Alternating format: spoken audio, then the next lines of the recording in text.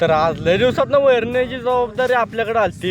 तर जय श्रीराम भावना आणि बहिणींनो, स्वागत आहे तुमचं आपल्या नवीन ब्लॉग मध्ये. तर आजचा विषय असा होता की आज आपला भाव आजार पडलेला आणि त्याला दवाखान्याला नाही जाऊता. मग काय लगेच आपली राधा काढून चाललो दवाखान्याला. लगेच झप्प करून गेलो बघा दवाखान्यापाशी. बाहेर राधा लावून डायरेक्ट आतमध्ये गेलो आणि डॉक्टरांनी तपासून सांगितलं की ताप भरपूर आहे, सलाईन लावायला लागत्या. मग काय लगेच इकडे डॉक्टरांनी पण सलाईन झप्प करून लावली आणि आता इथं सलाईन संपायला तास ते 1.5 तास लागतोय. त्यामुळे आपली राधा काढून डायरेक्ट गेलो चायनीज सेंटरला. मग लगेच झप्प करून एक चिकन राईस मागवलो आणि चिकन राईसचा बुक्का पडून डायरेक्ट गेलो बघा दवाखान्यात. आणि आतमध्ये जाऊन बघतो तर आताशी कुठे अर्धी सलाईन संपलेली. थोडा वेळ बसलो तेवढं तिकडे राहिलेली पण सलाईन संपली. मग मॅडमने लगेच सलाईन काढून दिली आणि आपल्याला डॉक्टरने दिलेल्या गोळ्या त्या आणायच्या होत्या. मग लगेच ती चिठ्ठी घेऊन गेलो बघा मेडिकल मध्ये आणि तिथनं गोळ्या घेऊन परत गेलो दवाखान्यापाशी आणि तिथनं भावाला घेऊन चाललो घराकडे आम्ही. आणि दवाखान्याला जाताना किती तोंड पडलेला ना, आता एका सलामीत किती खुश झालाय बघा. घरात जाऊन थोडा वेळ बसलेलो आणि परत आठवली का आता भाव आजार आहे म्हणल्यावर वैरण आपल्याला आणायला लागत्या. मग लगेच दावा घेऊन चाललो बघा. आणि पावसामुळे मळ्यातलं असलं खतरनाक वातावरण झालतं की नाही काय शब्दात सांगू शकत नाही तुम्हाला भावनो. खरंच एक नंबर वातावरण झालतं. आणि असलंच खतरनाक वातावरण बघत आपली जी वैरण तोडायची होती तिथं जाऊन पोहोचलो. मग डायरेक्ट वैता घेऊन तिथनं वैरण तोडायला चालू केली. जोश मी आके बहुत सारी वैरण तोडून ठेवलेली आणि ती उचलून झालती. कशी बशी उचलून घेतली खांद्यावर. आणि आता ही उचललेली वैरण घेऊन डायरेक्ट मी जातो घराकडे. आणि तुम्ही पण जाता जाता एक काम करा की आपल्या भावाला फॉलो तेवढं करून घ्या. भेटूया नवीन ब्लॉग मध्ये. धन्यवाद.